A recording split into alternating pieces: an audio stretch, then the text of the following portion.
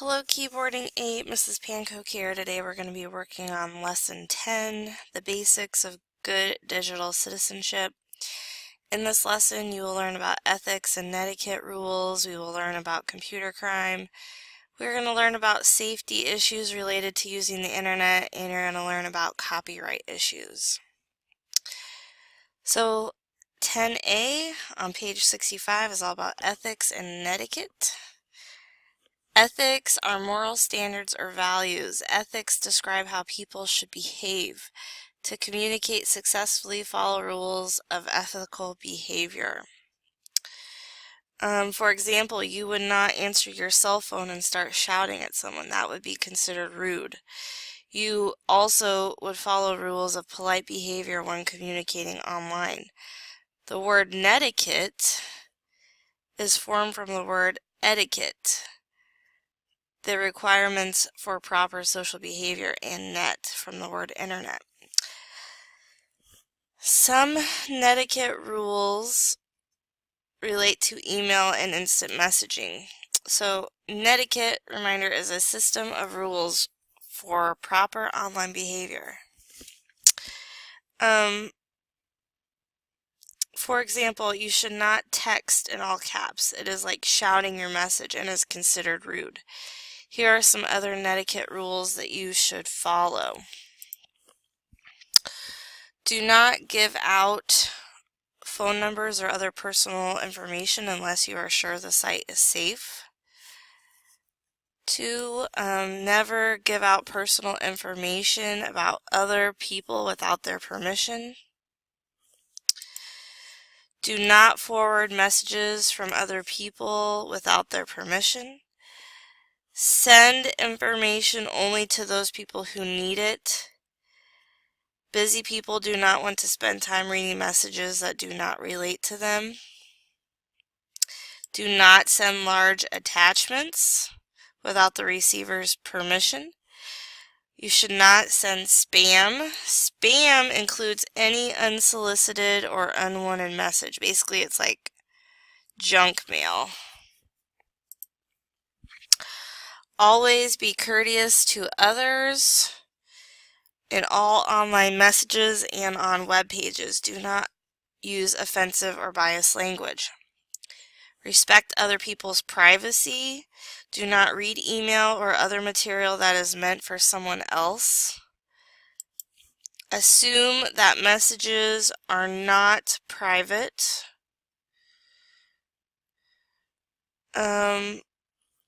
This includes email, instant messages, phone conversations, blog posting, and Facebook postings.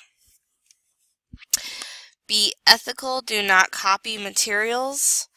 Do not copy materials from the web and use it as your own without paying for it or listing it as a source. Do not use someone else's computer or cell phone without his or her permission. And do not use the internet for anything that is illegal. Alright. So what, on page 66 there are 4 steps. This is a collaboration activity, so it says start Word, open the document DF10A opportunity, read the email message contained in this document. So, let's go to our data files. I'm going to go to my Keyboarding 8 data files, and we're going to find DF10A opportunity. Alrighty. Okay. So it says read the email message contained in this document. So you're supposed to read this. Then it says work with 1 or 2 classmates to evaluate the email message. Does the message follow netiquette rules listed in the previous section? On a separate sheet of paper, make a list of any rules the message violates. Can your team identify any potential problems with the offer being made in this message? If so, list them. Okay, so what I want you to do is I want for you to read this message. You can use a partner if you'd like, just one other person. You shouldn't have a group of 3. And you are going to list the netiquette rules that I just talked about that do not follow in this email. Okay, so what are some of the potential problems of this email? You need to list them on a separate Word document. I would save it as 10A opportunity in your Z Drive Chapter 2 folder when you're done. And yeah, just make sure you're figuring out what is the problem with this email. Okay. I'll point out a couple of problems. For example, take a look at the attachment. Looks like they're using all caps. Alright, so just take a look at that. If you need to at this point, you can pause this video so you can work with your partner.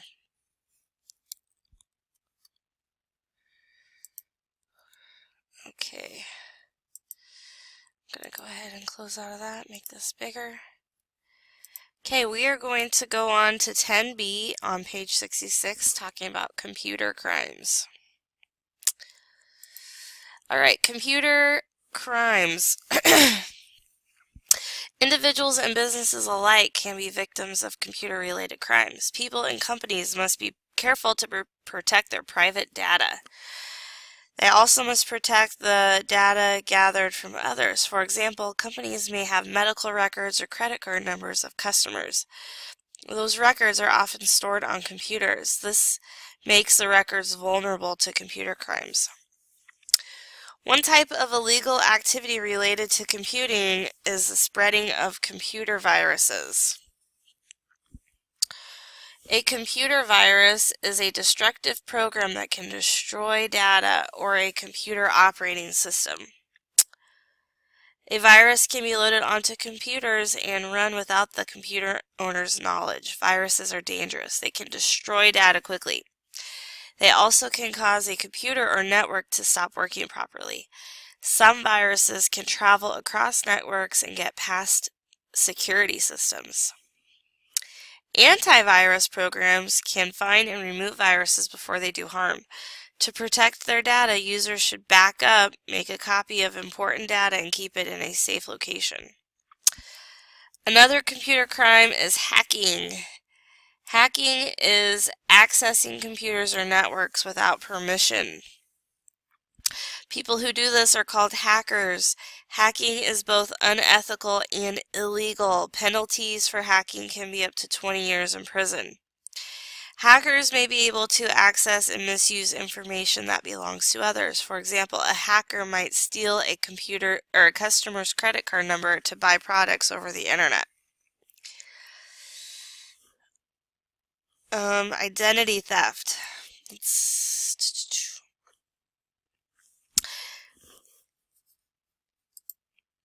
Identity theft is using someone's personal information to commit fraud or other crimes. Sometimes a criminal may steal more than just a credit card number. He might steal a person's identity. The criminal will find as much personal information about a victim as possible. For example, bank account numbers, social security numbers, job information, family information, and spending records may be hacked. Personal information also may come from a stolen purse or wallet. Once a criminal has this type of information, he or she may pretend to be the person who owns that information. This is called identity theft. Money may be moved out of the victim's bank account. A new credit card account using the victim's name may be opened. Vacation, cars, and other expensive items may be charged to the victim's credit card. When the credit card bills are not paid, the overdue amount is reported to the victim's credit report. The victim may be turned down for loans or may not be hired for jobs because of their bad credit report. Millions of Americans have been victims of identity theft. Individuals and businesses have lost billions of dollars to this type of crime. The U.S. Federal Trade Commission, the FTC, provides resources for victims to identify theft for victims of identity theft. The FTC also provides tips for reducing this crime. To reduce chances of being a victim of identity theft, you can review your credit report regularly. Use strong passwords on your credit card, bank, and phone accounts. Avoid giving out personal information on the phone, through the mail, or over the internet unless it is reputable. Shred receipts, credit report records, checks, and bank statements before they are thrown away. Keep your social security card number in a safe place. Protect access to home computers against viruses. And just guard against viruses. Alright, scams. Some criminals run scams on the internet. A scam is a scheme used to take money under false pretenses. For example, someone may want to sell you stolen music or will take your money without sending you the product you bought. To avoid being a victim of scam, buy only from reputable companies. Do not give out personal information or credit card numbers unless you are certain the company is honest and the website is safe.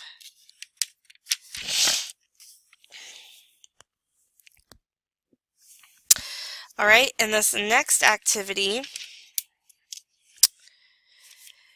you will access a website that has information about computer crimes. You will follow the hyperlinks to find an article about one crime case and print the article. If necessary, log on to the internet and we'll start Google Chrome. In the address bar, so I'm going to go to Google Chrome. Okay, in the address bar it tells us to type cybercrimes.gov.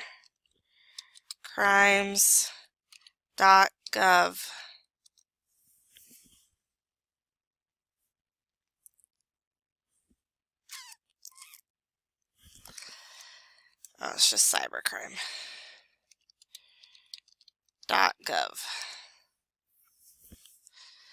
Alright. This site is hosted by the U.S. Department of Justice. It says click hyperlinks related to computer crimes and computer crime cases. Read about one computer crime case. Ask your instructor or classmate for help if you cannot find an article. Alright, so basically what I'm going to do is I'm going to search here in the top for computer crime cases.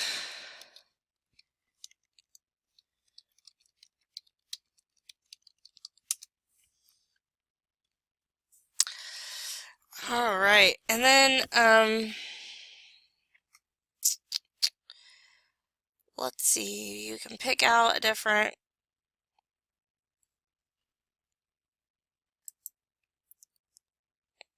article. I want you to read it. Okay, and then it says to print it out. So you're going to right click and then click print. Okay, and then I want you to choose the East B Lab laser. If you don't see it, make sure it says East B Lab laser. It's going to print to our black and white printer. And you're going to print it.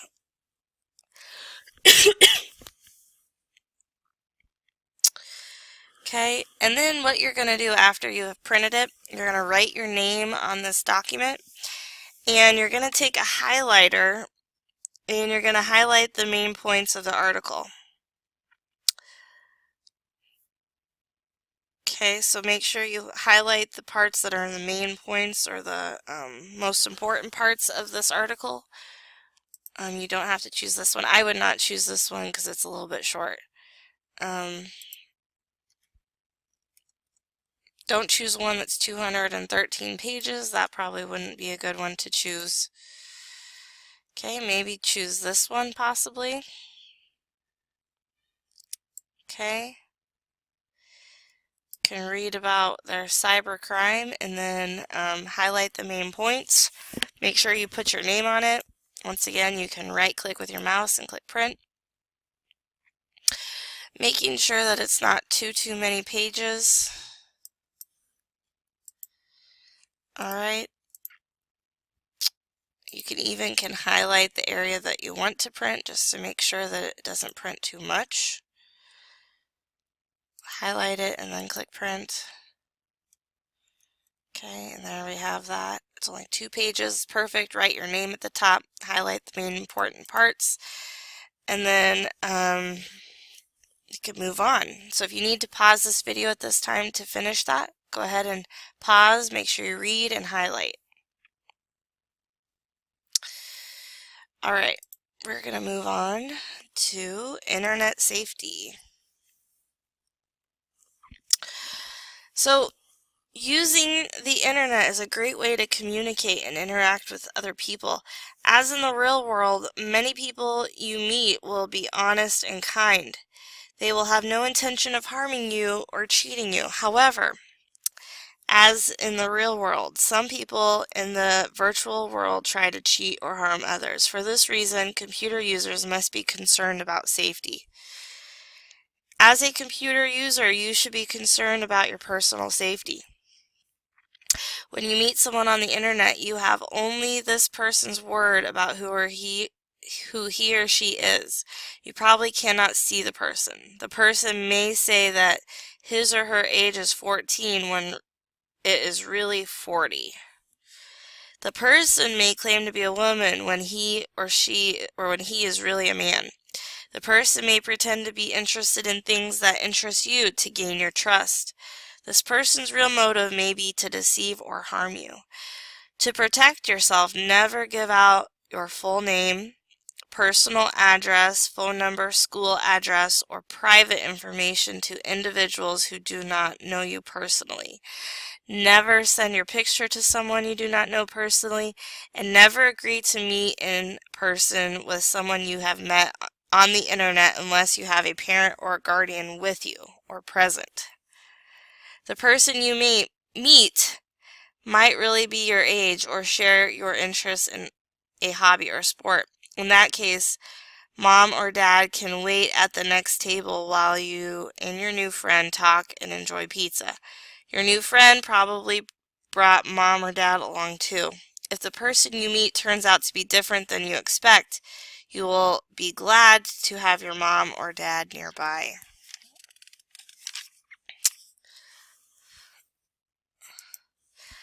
Alright, safety of data. Computer users should be concerned about the safety of their private data. Many people buy products from websites. Doctors have patients fill out medical history forms online, and bank customers make transactions online. All of those situations require entering personal information. How can you make sure your data will be safe when you use these kinds of websites? Reputable companies make measures to ensure that that data will be safe. Internet browsers have built-in features that can help protect your personal information and identity. Settings in your browser help identify unsafe sites and let you set the security levels for trusted sites. A secure site begins with an HTTPS, and a lock icon appears next to the site in the address bar. So if it's a safe site, you'll see HTTP with an S behind it. Sometimes there will be a lock that says secure. If this is not present, that means that the website that you are currently on is not secure.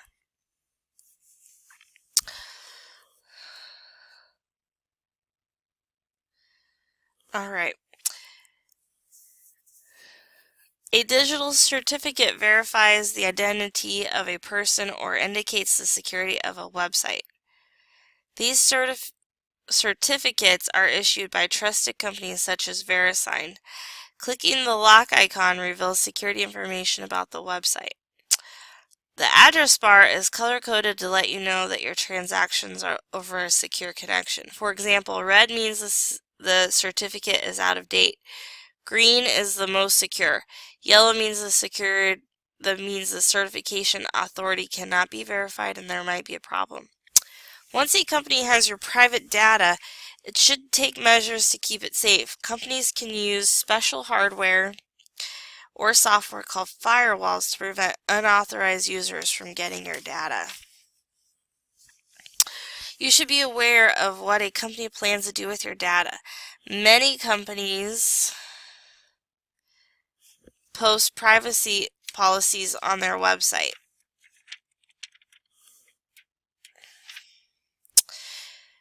A privacy policy is a document that tells how personal data will be used. The first part of a typical privacy statement is shown in figure 2.27. Before entering your data, read the site's privacy policy to see if you approve of how their data will be used. Alright, you guys are going to go back to the internet again. Alright, this time we're going to open up just our Google search and we're going to type in online safety.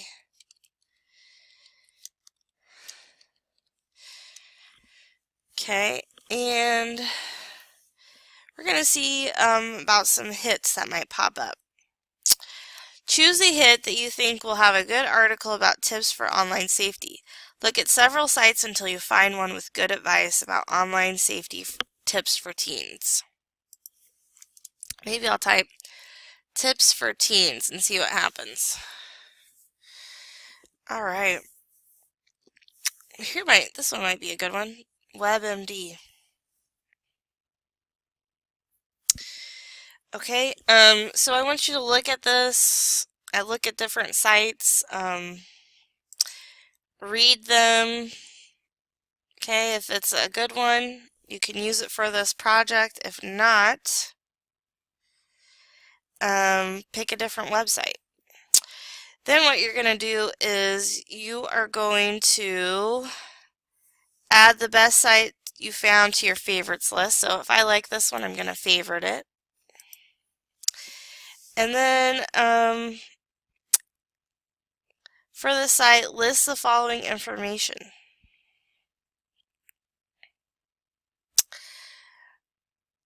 And what we'll do is we're going to just create a Word doc.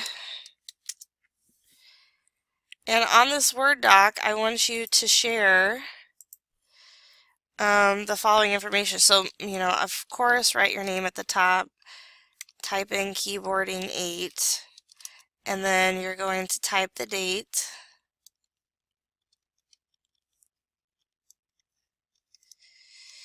Okay, and then I want you to share the following information. So, the URL for the website. So you're going to copy this URL and we're going to paste it.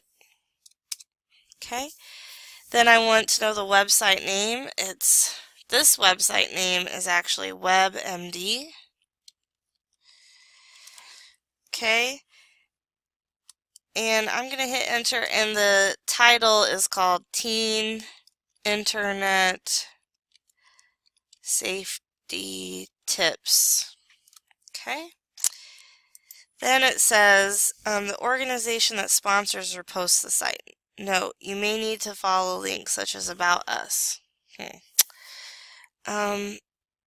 Sometimes you can find this information out down at the bottom.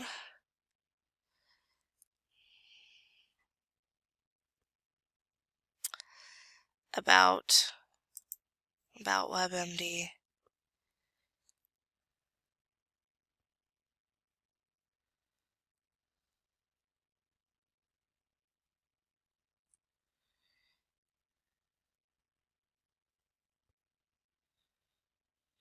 So the WebMD staff,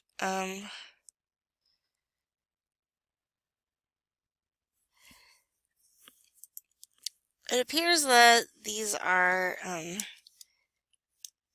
writers who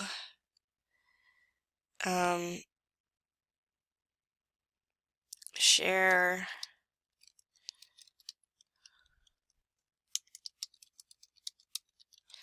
medical information.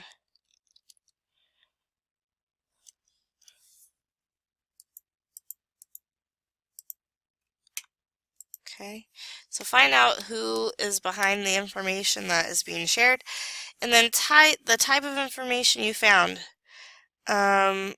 Is it an article? Is it guidelines or rules? I'm going to hit the back arrow to go back to my website.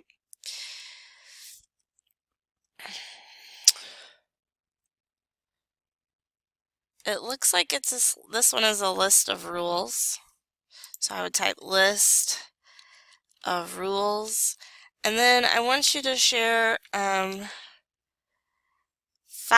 to 7 tips that you found on this website. So you're going to list 5 to 7 tips that you have found on whatever page you've found to read. Okay, it doesn't have to be the WebMD one. It could be a different one. But I want you to read that and list 5 to 7 tips that you found on your Google Doc. Okay, you do not need to type everything out word for word. I want you to summarize. So give me a summary of those tips. It doesn't have to be a long typing activity. Okay. Next, we're going to talk about copyright issues. So, people or companies that create works that are new, useful, and potentially profitable may be granted a copyright for those works. A copyright is a form of protection granted by the U.S. government. Copyright laws and rules tell how copyrighted works can be legally used, such as books, articles, music, plays, movie scripts, and artwork can be copyrighted. Copyrighted material may carry the C symbol. However, it looks like this. Copyright symbol. However, you should assume that material is copyrighted even if you don't see that symbol. As a general rule, you may not use copyrighted material legally unless you have the owner's permission. However, you may be able to use a small portion of copyrighted work for educational purposes. Typically, that small amount of work for educational purposes is like a sentence or maybe 2 sentences from like a website, for example.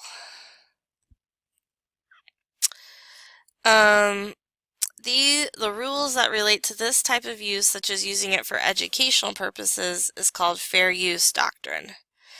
Fair use doctrine states that a small portion of copyright material may be used for educational purposes. The term plagiarism refers to using material created by another person and claiming it as your own. For example, suppose you find a report on the internet that fits an assignment you were given. You print the report and turn it in with your name as the writer. This is plagiarism. Plagiarism in schoolwork may result in suspension or other serious punishment. Copyright rules also affect what you can do with some works after you purchase them. For example, movies and music are often sold with certain terms and conditions. These terms may limit how you can use the movie or music. You may be able to make 1 or 2 copies of a song for backup purpose or to use on an MP3 player. However,